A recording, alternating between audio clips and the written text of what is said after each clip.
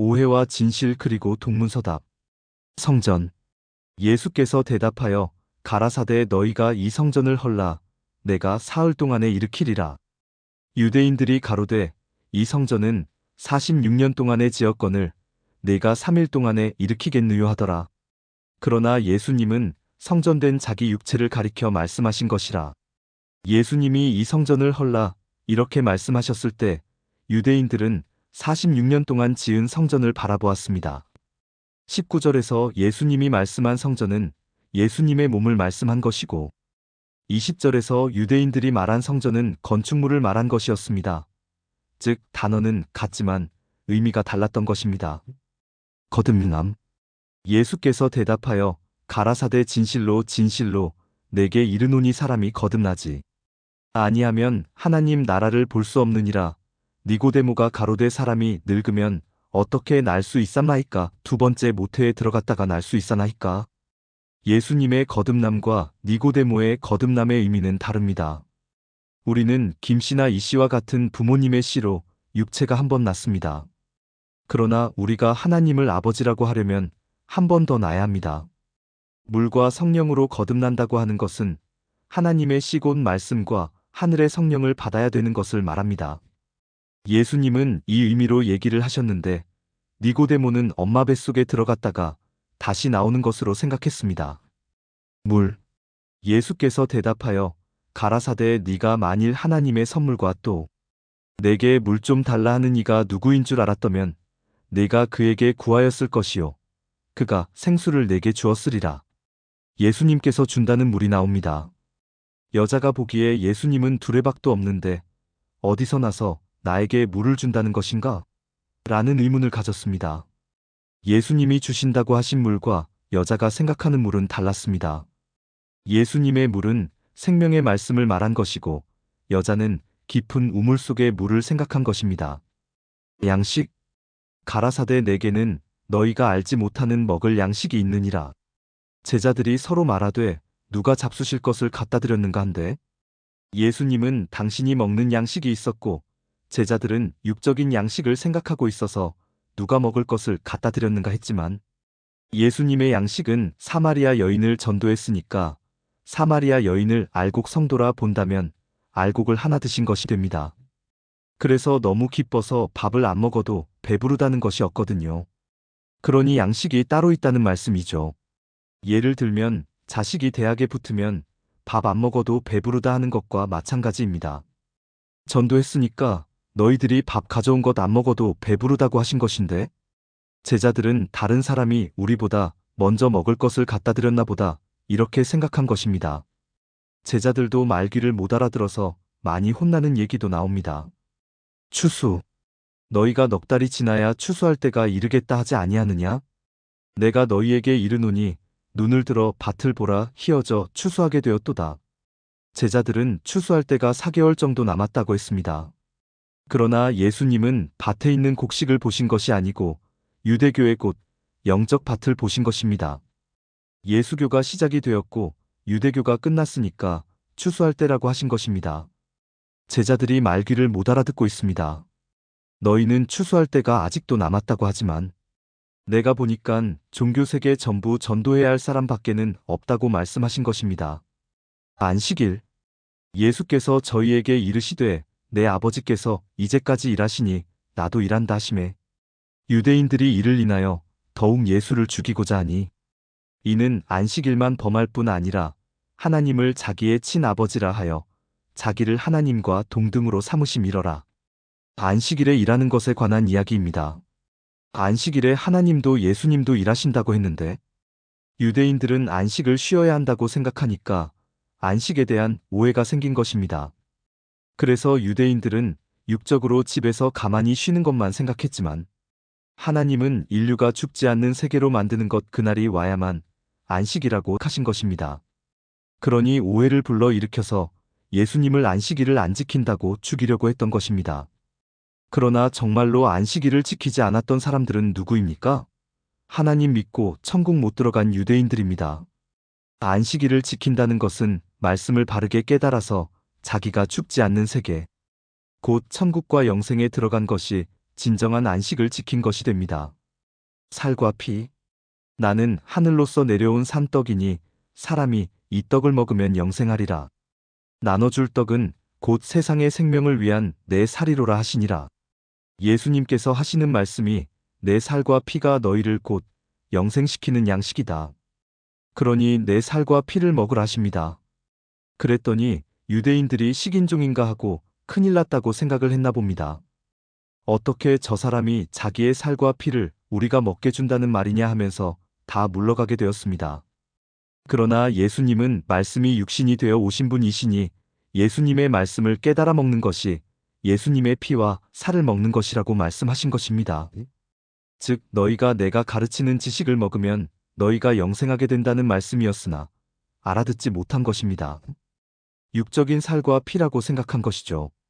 이것은 지금 예수 믿는 사람들도 많이 오해하는 부분입니다. 예수님의 희생으로 그 말씀이 살아서 우리에게 전달되어 그 말씀이 우리를 깨끗하게 한 것입니다. 간다. 너희가 나를 찾아도 만나지 못할 터이요 나 있는 곳에 오지도 못하리라 하신대. 이에 유대인들이 서로 묻되 이 사람이 어디로 가기에 우리가 저를 만나지 못하리요. 헬라인 중에 흩어져 사는 자들에게로 가서 헬라인을 가르칠 터인가. 예수님이 간다고 하시면서 너희는 다시 나를 못 볼 것이다 하신 것은 십자가 지고 돌아갈 것을 말씀하신 것이었습니다. 그런데 유대인들은 자꾸 어디 다른 지방으로 가는가, 그렇다면 우리가 따라가면 되는데 왜 자꾸 못 본다고 하는가 하며 오해를 했습니다. 자유. 진리를 알지니 진리가 너희를 자유케 하리라 저희가 대답하되 우리가 아브라함의 자손이라 남의 종이 된 적이 없거늘 어찌하여 우리가 자유케 되리라 하느냐? 자유라는 것에 대한 오해입니다. 예수님은 진리를 모르는 사람은 비진리에 잡혀있기 때문에 비진리의 종이다 라고 하신 말씀입니다. 그러나 이 사람들은 남의 종이었다가 풀려나는 것이 자유라고 생각한 것입니다. 마치 예전에 서양에서 흑인들이 종으로 살았던 것처럼 말입니다. 그러니 우리는 종이 된 적이 없었는데 왜 자꾸 자유케 되리라 하는지 이해하지 못해 동문서답하게 된 내용입니다. 소경.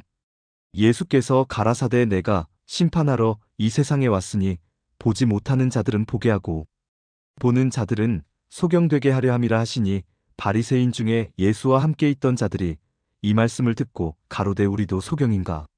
소경들은 보게 하고 본다 하는 사람들은 소경되게 한다고 말씀하셨습니다. 그랬더니 자신들은 육적으로 보니까 눈을 뜨고 있거든요. 그런데 어떻게 자기들이 소경이 된다는 말인가 하면서 이해를 못하고 있는 장면입니다. 그러나 예수님의 말씀은 성경을 보고도 깨닫지 못하고 이해하지 못하는 그들에게 성경에서 약속한 구원자 예수님을 앞에 두고도 알아보지 못하는 그들을 보고 소경이라고 하신 말씀이었습니다. 성경을 진짜 바르게 설명해주는 사람이 곧 생명의 길이요 진리인 것을 그들은 알지 못했던 것입니다. 부활.